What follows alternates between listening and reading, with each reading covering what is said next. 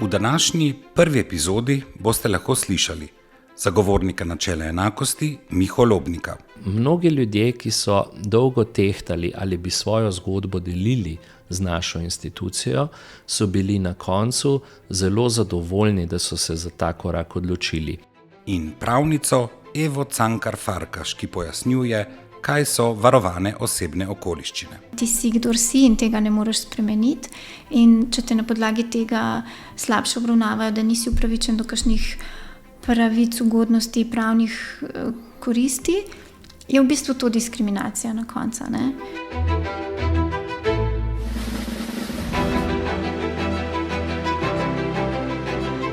Podcast zagovornika načela enakosti.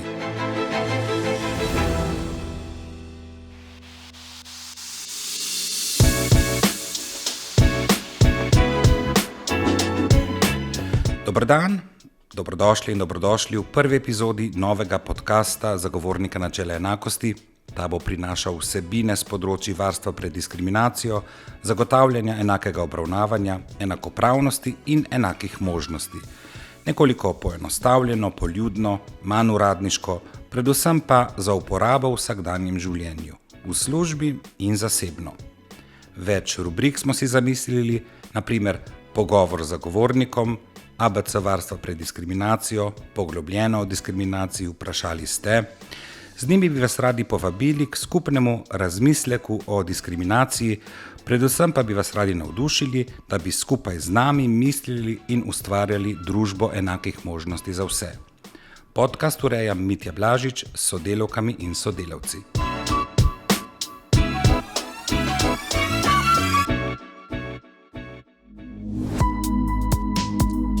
Pogovor z zagovornikom. Dober dan, zagovornik načela enakosti, Miha Lobnik. Dober dan. Za začetek vprašanje za 1 milijon evrov. Kaj ta institucija dela za prebivalke in prebivalce Slovenije? Bom poskušal v kratkem orisati. Mi smo tukaj zato, da ko se ljudje počutijo, da jih zapostavljajo, da jih diskriminirajo, to pomeni neenakopravno obravnavajo, lahko pokličejo naše svetovalke in svetovalce ali napišejo mail in povejo, kaj se jim dogaja, ter ugotovijo v tem pogovoru, ali gre za prepovedano obliko neenakopravne obravnave.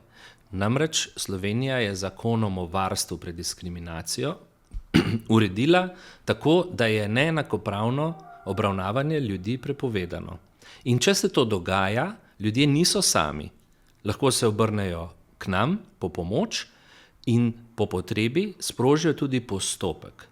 V postopku pa mi ugotavljamo formalno z ugotovitvenim postopkom in tudi ugotovimo, naprimer, ali je delodajalec diskriminiral delavko zaradi njenega spola, morda starševstva, morda vere, ali je šlo pri ponudbi dobrin in storitev na trgu, morda za diskriminacijo zaradi starosti in nacionalnosti. Naša ugotovitvena odločba, kadar ugotovi, da je šlo za diskriminacijo in jo tudi dokaže, potem velja kot izhodišče za spremembe. Če se kršitelj ne prilagodi naši odločbi, jo predamo inšpektoratu, pristojnemu za tisto področje. Naprimer inšpektoratu za delo, tržnemu inšpektoratu ali kakemu drugemu. In tam lahko kršitelja doleti tudi globa. Vsi te postopki, ki sem jih sedaj opisal, pripomorejo k temu, da marsikdo potem, ko se obrne na nas, reši svoj problem, njegovo delovno okolje postane bolj tolerantno in sprejemajoče in odnosi v njegovem življenju lažji. Če smo do zdaj poznani delo varuha človekovih pravic, ki je posegal, ko je prišlo do kršitve človekovih pravic strani države, pa je zagovornik načela enakosti drugačna inštitucija. Njegove pristojnosti so na področju diskriminacije, vendar nekoliko širše. Res je tako. Evropska unija, Evropska komisija in parlament sta že pred leti ugotovili, da ni samo država tista, ki lahko povzroči neenakopravno obravnavanje ljudi. Področje dela in zaposlovanja se deli na javni in na zasebni sektor. In tudi ljudje, ki delajo pri zasebnih delodajalcih, to je privatnih firmah, naprimer, so upravičeni do varstva pred diskriminacijo. In tudi ljudje, ki kupujejo in iščejo storitve in dobrine na trgu dobrin in storitev, te lahko iščejo od ponudnikov, ki so prav tako zasebniki. Zato je Evropa že pred 20 leti sklenila in v svoje direktive zapisala, da morajo države članice zagotoviti tako inštitucijo, ki bo ljudi varovala pred diskriminacijo tudi, če jo povzročajo zasebniki ali podjetja. In zato je naš mandat pri zagovorniku širši od varuhovega, saj zajema tudi zasebni sektor. Prav tako pa imamo nekatera posebna pooblastila.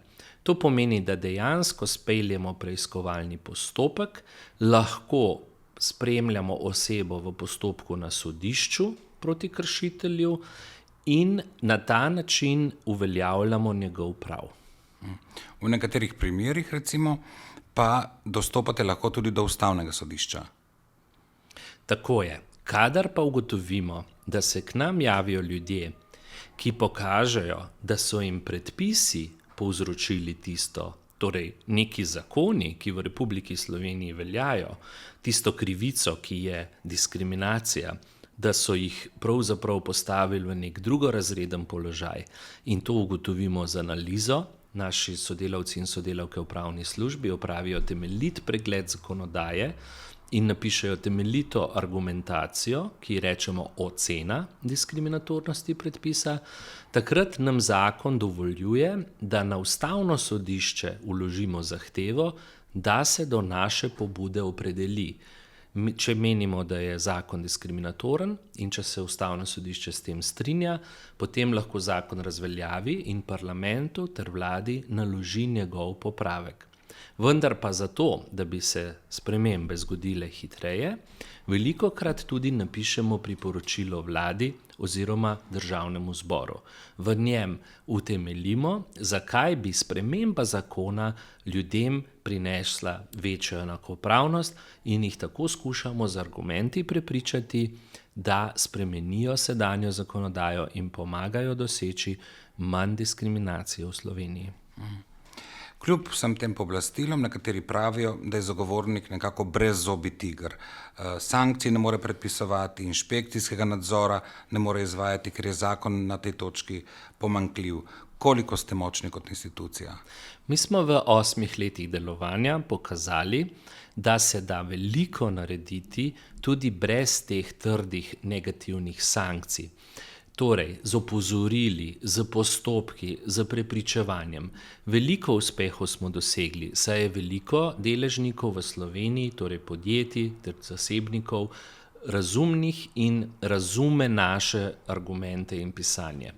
Res pa je, da ostajajo primeri, kjer se neka brezbrižnost spremeni v neko trdovratno nasprotovanje in za take primere so v tujini po Evropski uniji uspešne tudi učinkovite sankcije.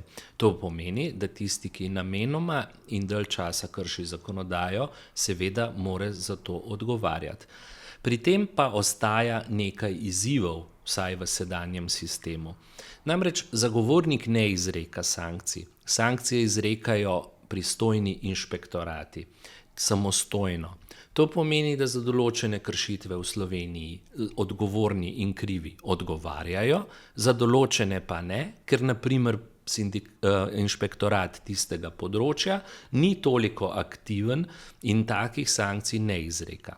To ustvarja nepravičen sistem, nepregleden sistem in ob evropskih direktivah, ki so bile nedavno sprejete na ravni Evropske unije, se Sloveniji ponuja priložnost za resen pogovor in razmislek, ali želimo v prihodnosti tej inštituciji podeliti mandat, da bo samostojno v primerih, kadar bo to neizogibno in potrebno, sankcionirala kršitelje, pri tem pa ohranjala neko enotnost prakse, ki se z razpršitvijo po inšpektoratih dan danes žal porazgubi.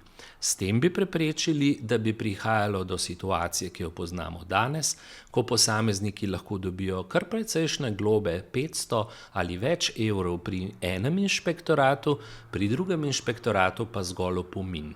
Obstaja torej priložnost, da se tudi v Sloveniji ob novih evropskih direktivah odkrito pogovorimo in da se v javnosti, torej pristojni, to pa je vlada in državni zbor, odločijo, ali želijo ta sistem nadgraditi. Jeseni 2016 je začel delovati zagovornik načela enakosti kot institucija. Zakaj ste se odločili kandidirati? Kaj vas je takrat vodilo? Ko sem slišal, da se je pri nas sprejel zakon o varstvu pred diskriminacijo, ki bo na popolnoma nov način zgradil institucijo, ki se bo s tem ukvarjala, me je takoj začelo zanimati, da bi pri tem procesu sodeloval.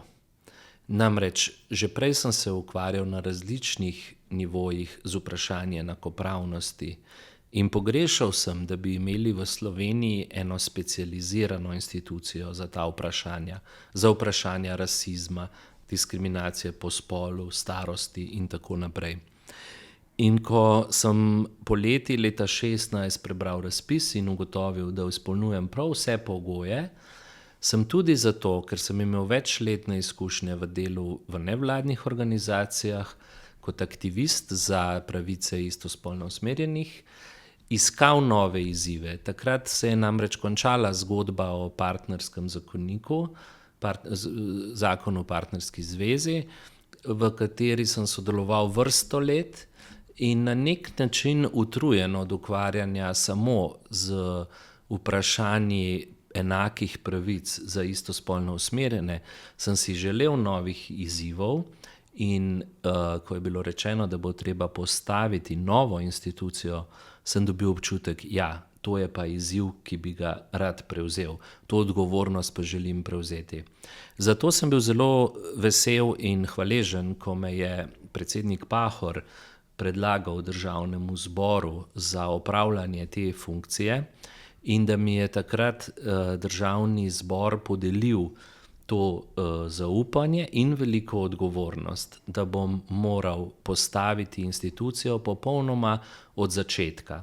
Namreč v oktobru leta 2016 sem spoznal, da imam v rokah pravzaprav samo zakon na 10 straneh, v njem piše, kaj naj bi ta institucija delala, jaz pa sem moral najprej najti seveda osnovne pogoje, prostore, vire, sodelavke in sodelavce, strokovnjake, pravnike in sociologe, psihologe, vse, ki se razumejo na delovanje družbe, pa tudi, ki razumejo evropski pravni red in seveda slovenski. Zato je bil to en velik izziv, kako zgraditi to hišo, ki danes rečemo zagovornik načela enakosti, kako se staviti. In vedno sem pravzaprav rad počel stvari, ki so pomenile izgradnjo nečesa novega, ampak nečesa družbenega, nečesa, kar je tam za ljudi, zato, da ljudem v stiskah pomaga, jih okrepi in na ta način se osmišljuje življenje. Takšno delo je mene vedno privlačilo in mi predstavljalo smisel in zato sem v tem delu v zadnjih 8 letih, čeprav z mnogokrat velikimi napori, bil zelo zadovoljen, da sem se za to delo odločil. Skupaj sem spoznal pravzaprav veliko izjemnih sodelavk in sodelavcev in skupaj smo zgradili to institucijo, ki jo v Sloveniji prej nismo poznali. To ni samoumevno. Če se vprašamo, da Slovenija 10 let, kar je bila članica Evropske unije od leta 4 do 14, nekako ni zmogla, znala sestaviti takšnega organa, kot so ga zahtevale evropske direktive. Da je celo Evropska komisija za tistem obdobju razmišljala o tožbi proti Sloveniji, ker ta ne izpolnjuje direktiv. Zato sem se zavedal, da gre za zelo veliko odgovornost. In ko nas je obiskala Evropska komisarka za enakost Helena Dalli in tukaj na železni cesti za Bežigradom v naši sejni sobi povedala, da smo lahko vzor takim organom v Evropi, sem bil skupaj s sodelavkami in sodelavci zelo zadovoljen. Takrat sem dojel, da nam je uspel en težak in velik proces. Slovenijo smo na tem področju pripeljali ob bok najbolj razvitim evropskim državam. Kar kaže tudi najbrž vaše članstvo, ponovljeno v upravnem odboru Evropske mreže zagovornikov načela enakosti, torej v Equinetu. Jaz verjamem v Evropsko unijo, zato ker je to naš skupni prostor, v katerem lahko tudi Slovenke in Slovenci najdemo tisto znanje in izkušnje, ki nam pridejo prav pri reševanju naših vsakdanjih problemov. In ko sem se sam trudil z prvimi sodelavkami in sodelavci zgraditi to institucijo zagovornika, sem se takoj včlanil v Evropsko zvezo zagovornikov načela enakosti, ki se imenuje Equinet. In tam dobil od kolegic in kolegov širom Evrope dragocene izkušnje, nasvete, pa tudi podporo in pomoč v najtežjih trenutkih. In ko so pred leti prenavljali upravni odbor, so me povabili naj tudi sam za svojimi izkušnjami izgradnje kandidiram in tudi doprinesem nazaj k skupni evropski mreži. To sedaj počnem že 5. leto, opravljam 3. dvoletni mandat člana upravnega odbora Evropske zveze zagovornikov načela enakosti. Koliko vam je dejstvo, da ste vrsto let prej delali v nevladnem sektorju, da ste poznali delo civilne družbe, da ste izhajali iz ljudi? Koliko vam je pomagalo izgraditi državno institucijo? Veliko mi je pomagalo, da sem se ukvarjal s temi različnimi stvarmi. Namreč razumevanje stisk ljudi in postavljanje na prvo mesto je moje temeljno vodilo. Vsaka država je tukaj zaradi ljudi, torej mora biti tudi specializiran državni organ za varstvo pred diskriminacijo tako postavljen, da bo v največji možni meri služil ljudem, ki ga potrebujejo. In nevladne organizacije, civilna družba mnogokrat odkrijejo zelo učinkovite načine podpore ljudem v stiski. In zelo učinkovite načine komuniciranja o tem, da smo spregledali to ali ono manjšino pri njihovih življenjsko pomembnih okoliščinah. Vse to znanje, pa tudi poznavanje tega celega sektorja nevladnih organizacij, mi je prišlo pri procesu vodenja izgradnje te institucije zelo prav.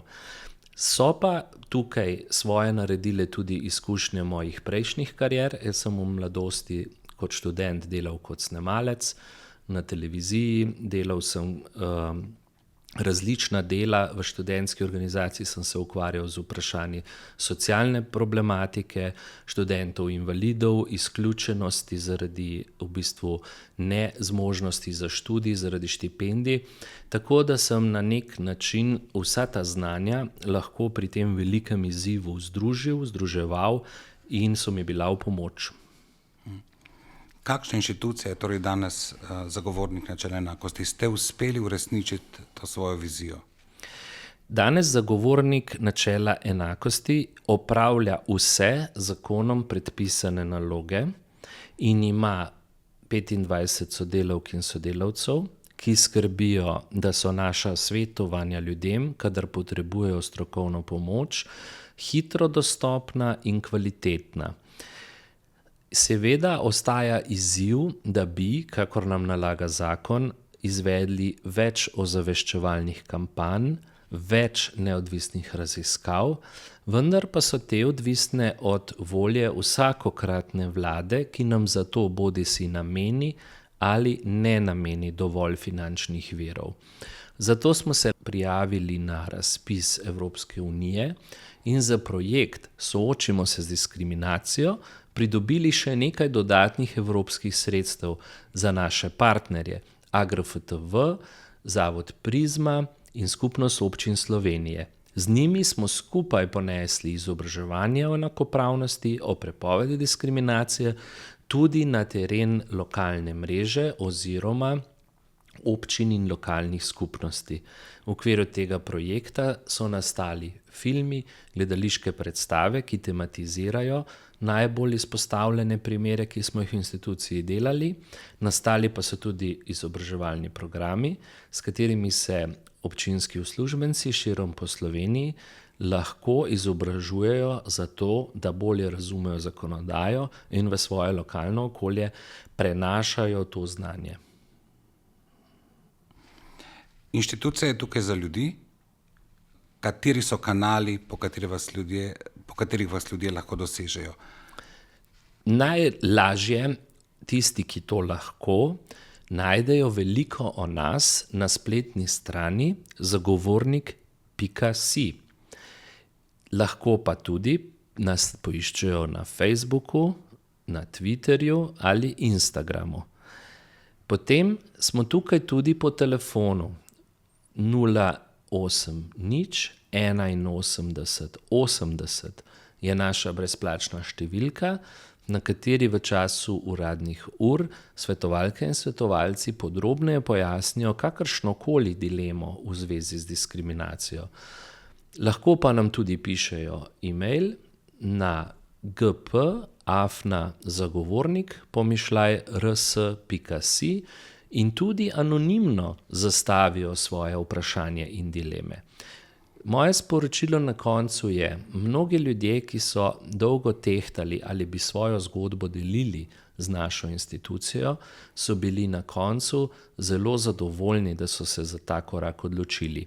Kdor preživlja krivice in zapostavljanje zaradi njegovih ali njenih osebnih okoliščin, je pomembno, da če lahko zbere to energijo in to, o kar se dogaja, deli z drugimi. In tukaj smo zagovornik načela enakosti za sodelavkami in sodelavci za to, da se na takšne izkušnje ljudi odzovemo. Zato ob zaključku vabim vse, ki imate dodatna vprašanja ali vas to zanima, najdite nas na omenjenih spletnih povezavah, pokličite nas, tukaj smo za vas.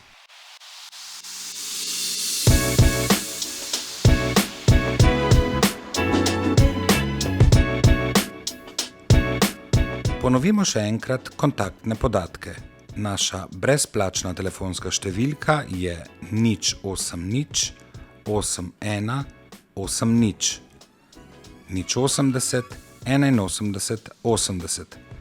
Na voljo smo vsak dan med 10 in 12, ob sredah tudi med 15 in 18 uro.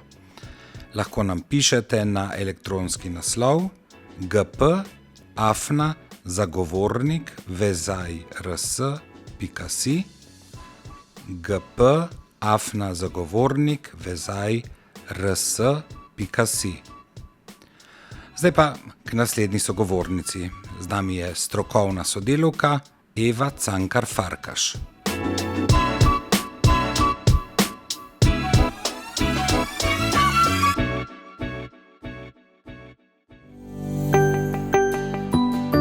ABC varstva pred diskriminacijo. Dobro dan, Eva, in dobrodošla v podcastu Zagovornika načela enakosti. S tabo odpiramo rubriko ABC varstva pred diskriminacijo, v kateri bomo s strokovnimi sodelavkami in sodelavci skušali osvetliti osnove varstva pred diskriminacijo, osrednje pojme in načela. Danes bomo govorili o osebnih okoliščinah, preden pa začneva, bi radi izvedeli nekaj o tebi. Kaj in kje delaš pri Zagovorniku, koliko časa že? Dober dan. Delam v pravnem oddelku za svetovanje in zagovorništvo. Moje delo se pa vrti okoli svetovanja ljudem, ugotavljanja diskriminacije, pišem odločbe, pišem pojasnila in načelno mi je moje delo zelo všeč, tako da izpostavila bi mogoče kot tisto, kar rada delam, bi rekla, da mi je všeč tisto občutek, ko nekomu nekaj pojasniš, pa vidiš, da si mu s tem pomagal. In tebe ljudje mogoče dobijo na telefon, neko kličejo v uradnih urah na svetovanje, ti si ena izmed teh svetovalk, ki tudi dviguješ telefon in se pogovarjaš z ljudmi. Ja, tudi. Od 10 do 12 ljudje lahko vsak delovni dan, v sredo pa tudi popoldne, od 3 do 6 ljudje lahko pokličajo, se obrnejo na nas z raznimi problemi, pa jim skušamo pomagati. Dobro, in zdaj temelj varstva pred diskriminacijo, to, brez česar diskriminacije pravzaprav sploh ni, osebne okoliščine. Kaj so torej te osebne okoliščine in zakaj so pomembne? Ja, torej naš zakon o varstvu pred diskriminacijo pravi, da je diskriminacija v bistvu neke vrste slabša obravnava posameznika ali pa skupine posameznikov zaradi njihovih osebnih okoliščin. To pomeni, da osebne okoliščine mi opredelimo kot neka stanja, lastnosti, značilnosti, neke tvoje statuse, ki so v bistvu neločljivo povezani s tabo, s tvojo osebnostjo, identiteto lahko tudi, in jih v bistvu ne moreš spreminjati tako zlahka. Lahko so prirojene, teh v bistvu ne moreš spreminjati oziroma se jim ne moreš odreči, lahko so pa pridobljene, za te pa velja, da jih zelo težko oziroma ne zlahka spremeniš ali se jim odrečeš. V zakonu imamo en tak nabor teh osebnih okoliščin, ampak to ni zaprt seznam, torej zakon jih nekaj od njih taksativno našteje, potem pa na koncu pa reče ali katerokoli drugo osebno okoliščino. To pomeni, da tiste, ki so tam naštete, absolutno so osebne okoliščine, lahko so pa tudi kakšne druge, ki jih pa v zakonu ni. Od teh pa v bistvu zagovornik presoja od primera do primera. Zdaj pa, če bi sam par jih naštela, teh, ki so v zakonu navedeni. Preden našteješ, mogoče bi te vprašal še, katere elemente mora vsebovati neka osebna značilnost, recimo, za to, da izpolnjuje pogoje, da temu bi pa rekli, to je osebna okoliščina. Ja, tako kot sva rekla, zdajle, ne sme biti to ena taka stvar, o kateri se človek lahko zelo prosto ali pa svobodno odloča, ali pa recimo jo, iz tedna v teden spreminja, ali pa reče, danes si bom to oblekel, jutri si bom to oblekel. To ne more biti osebna okoliščina, to mora biti neka bolj globoka stvar, ki je v tebi ali pa s katero se rodiš, ali pa ki si jo pridobil, pa je težko spremeniš. Recimo, če pogledava, taka, po moje najbolj taka, najlažje razumljiva je spol. Ali pa mogoče najlažje razumljiva bi bila tudi recimo invalidnost. Se rodiš kot invalid, tega ne moreš spreminjati. Ali pa pridobiš invalidnost s časoma, tega ne moreš spreminjati. In na podlagi tega, ki je v bistvu, kako bi rekla, to je neločljivo povezano s tabo, ti ne smeš biti slabše obravnavan, tebe ne sme noben, ravno zaradi tega, ker si invalid, prikrajšati za nekaj, do česar drugi ljudje, ki nimajo te osebne okoliščine, niso prikrajšani. In ta osebna okoliščina pa tudi seveda nekako vpliva na tvojo identiteto, na tvojo osebnost. Tako. Ja, tako, v bistvu ti si, kdor si zaradi te osebne okoliščine. To je pa mogoče lep primer tega, je pa mogoče narodnost ali pa etnično poreklo, tudi rasa, ti si, kdor si in tega ne moreš spremeniti. In če te na podlagi tega slabše obravnavajo, da nisi upravičen do kakšnih pravic, ugodnosti, pravnih koristi, je v bistvu to diskriminacija na koncu. To v bistvu pomeni diskriminacija. In je mogoče tako včasih težko razumeti ljudem, da ta osebna okoliščina je eden od ključnih elementov, da ni čisto vsako ravnanje diskriminacija, lahko je marsikaj drugega, lahko je nezakonito, lahko je žaljivo, lahko je, so to pač predsodki. Neka krivica. Tako, ali pa neka krivica. Ni pa diskriminacija, če ni podana ta osebna okoliščina. Tako da to je ta razlika med, zakaj mi vedno poudarjamo, da je pomembno, na kakšni podlagi te nekdo slabše obravnava. Ne? Če te samo slabše obravnava, brez da bi te slabše obravnaval zaradi tega, kdor si, potem v tem primeru ne moremo govoriti o diskriminaciji. Zato je pomembno razumeti ta pojem osebnih okoliščin, ker je v bistvu determinanta za diskriminacijo. Tako. Naštejemo teh 13, ki jih omenja zakon o varstvu pred diskriminacijo. Ja, to je v 1. členu in so spol, narodnost, rasa ali etnično poreklo, jezik, vera ali prepričanje, invalidnost, starost, spolna usmerjenost, spolna identiteta in spolni izraz, družbeni položaj, premoženjsko stanje, izobrazba. No, v nadaljevanju pa, tako kot sem prej rekla, ali katerakoli druga osebna okoliščina. Če lahko povem, no, zagovornik je že v svojih raznih primerih opredelil tudi par drugih, ki niso tukaj naštete, par drugih osebnih okoliščin, recimo nosečnost, starševstvo, državljanstvo, zdravstveno stanje in mislim, da tudi že kraj bivanja.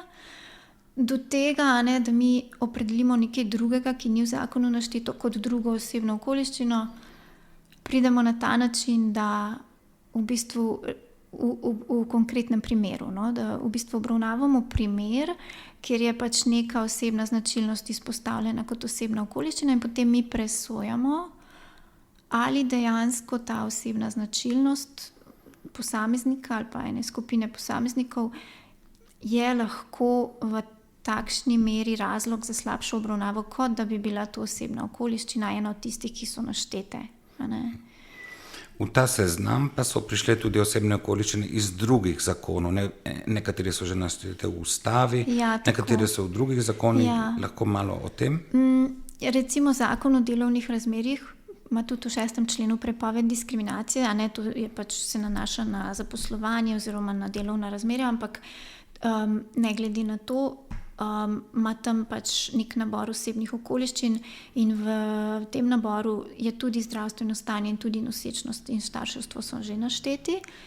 V našem zakonu to še ni, ampak kot pravim, mi jih pač upoštevamo ves čas. Mi jih pač smo do zdaj že prišli do tega spoznanja, da so to druge osebne okoliščine in na podlagi tega že tudi presojamo primere, ugotavljamo diskriminacijo. No.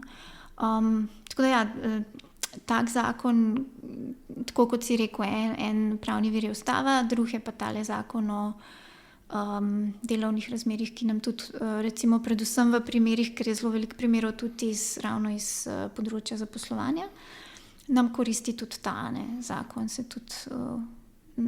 ga tudi uporabimo. Tako da zagovornik poskuša upoštevati čim širši krog osebnih okoliščin, ja, ki so bile do zdaj dokazane. Seveda. Če je to ena od teh, ki so že naštete, pač potem ni vprašanja. Če pa je to kakšna taka, ki jo še nismo do zdaj zaznali, pa vedno tehtamo pač, ali bi to lahko bilo na ravni osebne okoliščine. Ne? Tako da sem sigurna, da bojo še kakšne nove prišle, da to ni zdaj konec, ker se časi spreminjajo, se tudi pojavljajo, življenje je pač pestro in raznoliko in se pojavljajo tudi vedno nove okoliščine, ki jih imajo ljudje, ki jih recimo pred 20 leti še niso imeli. Ne? Tako da to je ena taka nezaključena zgodba in zato mi je tudi v redu v bistvu, da zakon nima zaprtega seznama, ampak da dopušča to tehtanje, da dopušča še nove osebne okoliščine. Tako da so v bistvu osebne okoliščine neka nefiksna kategorija, se spreminja z razvojem družbe, zgodovino, s časom, se dodajajo nove, nekatere, ki nekoč niso bile osebne okoliščine, ja, priznane, danes so. Seveda, samo če pogledamo, ne vem, pred 100 leti verjetno rasa ni igrala nikakršne vloge, danes pa, tako da seveda se spreminja pač družbeni razvoj naprej, da gre naprej in vedno bolj tudi pač naše zavedanje, da se v določene vloge rodimo, da jih ne moramo spreminjati, da nismo sami za njih odgovorni in da zaradi tega ne bi smel biti noben posameznik slabše obravnavan. Odločitev pa ni lahka, ker ko enkrat zagovornik reče, to priznamo kot osebna okoliščina, ima to lahko neke posledice v zagotavljanju pravic. Ja, seveda, zato je pa treba to toliko pretehtati, a ne se niso to take enoznačne odločitve. V glavnem, ja, če se nekaj izoblikuje kot osebna okoliščina, potem posameznik upravičeno trdi recimo, da je diskriminiran, da je prikrajšan, če pride do ene slabše obravnave na podlagi te njegove osebne okoliščine in potem tudi upravičeno zahteva od, bom rekla, ne vem, od družbe, od delodajalca, pač od kogarkoli, da mu to pravico zagotovi, a ne. Zato pravim, da to niso tako zelo lahke odločitve, ker sicer v protidiskriminacijskem pravu obstaja tudi test, tako imenovani test sorazmernosti, v katerem potem mi tehtamo, ali je neko sredstvo za dosego enega legitimnega cilja sploh sorazmerno, primerno, nujno. Ampak kljub temu, že podlaga, da ti nekaj zahtevaš, mora biti pa prej seveda utemeljena. Dobro, za konec, za uporabnike in uporabnice zagovornika načela enakosti, ki se recimo soočajo z nekim sumom, da so bili žrtve diskriminacije, torej neupravičene slabše obravnave, zaradi osebne okoliščine. Kako naredijo recimo pri sebi ta test, da je ravno osebna okoliščina bila razlog slabše obravnave? Ja, oni morajo pri sebi, v bistvu se morajo vprašati, ne vem, zakaj mi je bila ena storitev zavrnjena, zakaj mi je bila ena pravica, mi ni bila odobrena, zakaj torej sem prišel do neke slabše obravnave. Ali zato, ker, ne vem, je organ preslabo preštudiral, ne vem, moje dokaze, ali pa, ne vem, je odločil nestrokovno, ali pa zato, ker sem jaz, ne vem, ker sem ženska, ker sem invalidka, ker sem take in take vere, ne vem, recimo en tak zelo pogost primer, ki se dogaja v praksi ravno iz področja zaposlovanja. Ne vem, ženska ne dobi službe, čeprav je na tistem razgovoru in na testih doseže največ točk, zato ker delodajalec meni, da pač ona je po teh letih, ko bo imela otroke in bo šla na porodniško.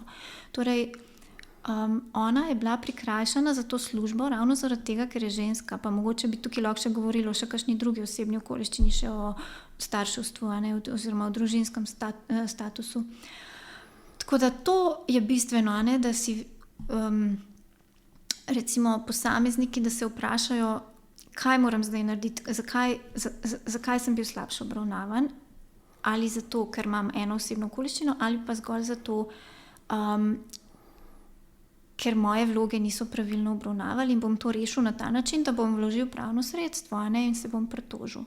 In bo potem se mogoče stanje spremenilo.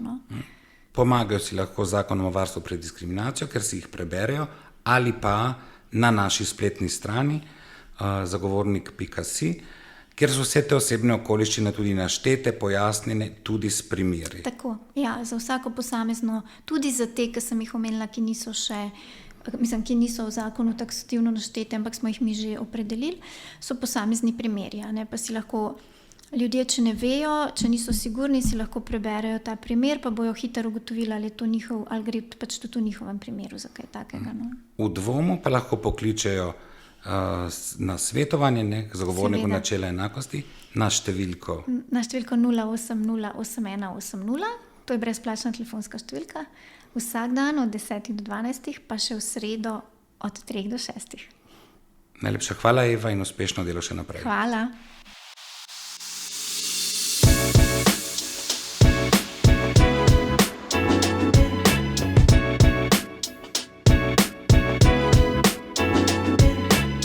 Poslušali ste prvo epizodo podcasta Zagovornika načela enakosti. Z vami smo bili zagovornik načela enakosti Miha Lobnik, svetovalka zagovornika pravnica Eva Cankar Farkaš, podcast sem povezoval Mitja Blažič. Vabljeni, da nas spremljate tudi v prihodnje, najdete nas na vseh platformah za pretočne vsebine. Če imate vprašanje ali dve, nam pišite na podcast@zagovornik.rs.si. Slišimo se čez 14 dni.